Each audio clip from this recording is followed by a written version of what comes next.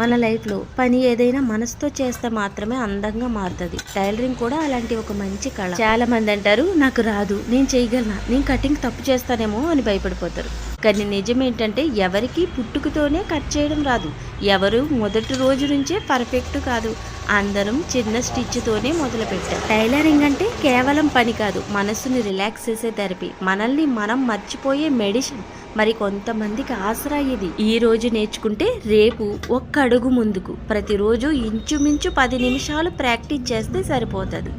ఒక్క కటింగ్, ఒక్క stitching, neck design, డాట్లు వేయడం అన్నీ ఒక్కొక్కటిగా అలవాటు అయిపోతాయి. టైలరింగ్ అనేది మనకున్న టాలెంట్తో కాదు, మనకు ఉన్న పట్టుదలతో నేర్చుకుని. టైలరింగ్ నేర్చుకునే వాళ్ళు ఎప్పుడూ ఖాళీగా ఉండరు. ఎప్పుడూ పని ఉంటుంది, ఎప్పుడూ డిమాండ్ ఉంటుంది, ఎప్పుడూ డబ్బు వస్తుంది. ఎందుకంటే మనం తయారు చేసేది ప్రతి ఇంటికి అవసరం. మనల్ని ఎవ్వరూ గుర్తించకపోయినా, ఎవ్వరూ పొగడకపోయినా మిషన్ మీద కాలు పెట్టినప్పుడు